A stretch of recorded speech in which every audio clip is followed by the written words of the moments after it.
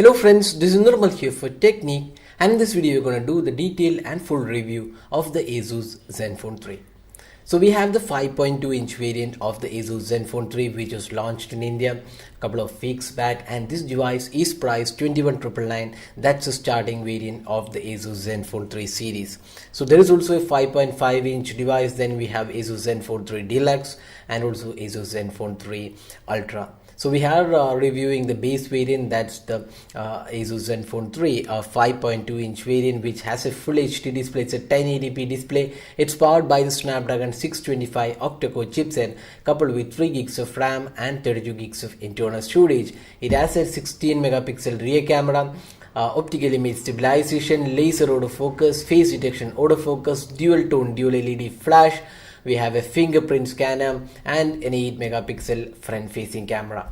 And this also comes with Android 6.0 Marshmallow with the Zen UI on top of it and has a 2600 mAh battery.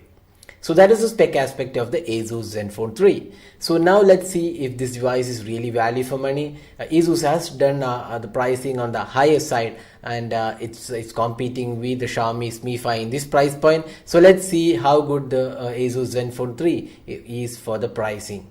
So let's start off with design and build quality. So design wise, you can see the ASUS Zenfone 3 is probably the best Zenfone device ever launched by ASUS and looks really good. And you also have a metallic chassis with Corning Gorilla Glass protection on the front and rear panel, and we have a curved 2.5D glass on the front panel which actually looks good. It is a glossy finishing, and you can see the rear panel has a pattern. When light falls on it, you can see a pattern on the rear panel which actually looks really good. Now the finishing of the camera unit and fingerprint scanner looks quite good. You can see there is a slight projection for the camera unit nevertheless, and you can see the device has chamfered edges which also add to the beauty of the device. Now you can also see that the device is pretty slim as well. It's not a heavy or thick device, but having said that, you can definitely see some resemblance with recently announced Samsung flagship devices in terms of design elements. You can see the placement and the glass finishing does have slight resemblance to the Samsung Galaxy devices, but then it's overall a good device in terms of the design, and probably the best designed Zenphones ever released by ASUS. So that is the design aspect. Now talking about the build quality, again it's a really good build quality. Remember, this is a glass finished phone, so it is prone to fingerprints, so you might have to clean the device here and there, but having said that, it does give a premium feel altogether, and the build quality also looks really good. Now talking about the display, so the phone comes with a 5.2-inch full HD display. It's a 1920 by 1080p display with good brightness levels as well, and the display quality looks really good. Now this display is really vibrant, colorful, and also pretty sharp as well. The viewing angles are again really good. The touch response also feels really good. So all in all, we would say the display on the Zenfone 3 definitely is one of the superior aspects about this device, and looks quite good as well. So that's the display aspect of the ASUS Zenfone 3. Now moving on to the software. So ASUS Zenphones have the Zen UI, which is a custom ROM on top of Android, and here we have the Zen UI on top of Android 6.0 Marshmallow. So that's the latest version of Android. You can see that the Zen UI has a lot of changes. This is the latest version of Zen UI 3.0. While most of the notification center and toggles remain the same, we have a lot of added features also included. You can see the settings panel has also done in for a small change here and there in terms of the look and feel. There is Zen Motion which adds gestures, so you have touch gestures. We have motion gestures, one-handed mode is there. Then added features like power management, ASUS customized settings. We have themes to customize the device. Then there is easy mode which brings in a user-friendly interface with just core functions. This is quite good for elderly people using the device. Then we have kids mode, when you can turn off kids mode and get access to only selected apps when you're giving the phone to kids. Then there is added feature features. Also Zen UI does come with a lot of features. There are lots of customization options for icon packs, lock apps, then you have wallpapers, Zen UI themes. The home screen can be edited, and you can even customize the size of the icon. So it's a fully featured UI, and it does a job pretty well in terms of the customization offered. Now this also comes with an app drawer. You can see we have a lot of options in the app drawer as well. So Zen UI is really powerful UI. Does come with a lot of features and functions over the previous UI.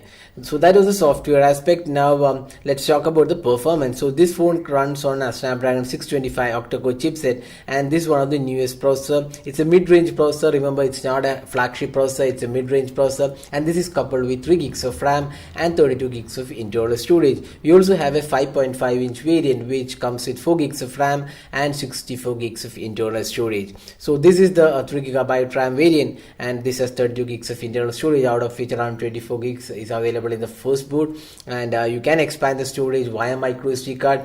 We have a hybrid SIM card available.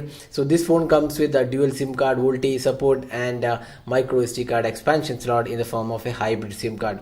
Now talking about the performance, in day-to-day task we found that the performance is quite good, no major lags or issues, and even if you run heavy games and apps, there's no major lags or issues. But the gaming performance isn't as good as say for example the Xiaomi's Mi 5, which is also priced closer to the Zenfone 3, which has a Snapdragon 820 quad-core chipset. So the gaming performance is definitely good, but will not be the flagship processors which is available in the Xiaomi's Mi 5.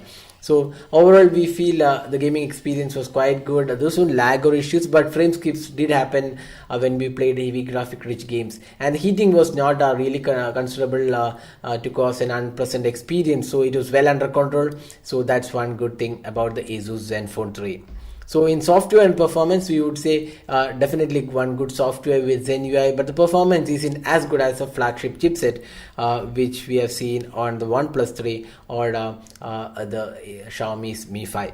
Now talking about the benchmark scores, you can see it's a mid-range processor. It's even benchmark score is even lesser than the Snapdragon 650 and 652 chipset, which is running on the La2 and the Xiaomi's Redmi Note 3. So this is even lesser in terms of the performance but the pricing is on the higher side for the ASUS Zenfone 3.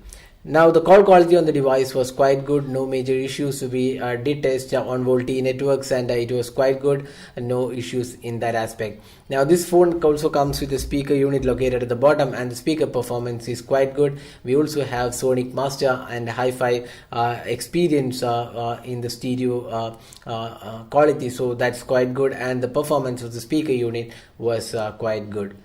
Now this phone comes with a fingerprint scanner which is located on the rear panel, and the fingerprint scanner has a unique rectangular shape that's kind of unique. We have seen only square and circular shapes, so this kind of a different shape, and the fingerprint scanner is really good and it's really smooth.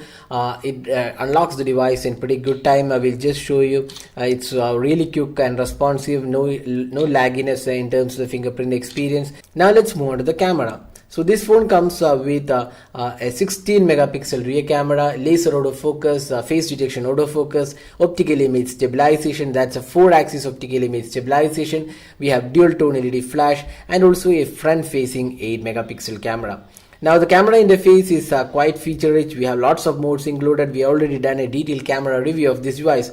You can see there's manual mode, super resolution, low light mode, depth of field, FX, and lot of features are included. We also have 4K video recording available in this phone. Now talking about the camera samples which we have taken with this device, you can see that the camera performance is quite good, but it's not really as good as the Xiaomi's Mi 5 in terms of the color quality. We are expecting ASUS to fix this color issue. Colors are not really natural. At times it does produce some saturated images, but overall the clarity and overall sharpness levels are quite good in this camera, and you won't be disappointed with the camera. It's a good performance all around, but then the colors aren't as good as we have found on the Xiaomi's Mi 5. Now the optical image stabilization works really well. It's really smooth, no shakiness, but the disappointing aspect is that the video recording was not that great. So that is the camera aspect. Now if you're looking for selfie experience, it's one really good camera with a great selfie experience. With the 8 megapixel shooter, selfies have come definitely good. You can see some of the samples which we have taken using the front camera. Now finally, talking about the battery life. So this phone comes with a 2600 mAh battery, and the battery performance was quite average in our usage. We tested the battery performance with 4G SIM card and even in 4G LTE, and using the device with mixed with Wi-Fi usage, and we could achieve around 4.5 hours of screen on time with the 2600 mAh battery. We also have power saving mode and added features available in the battery performance.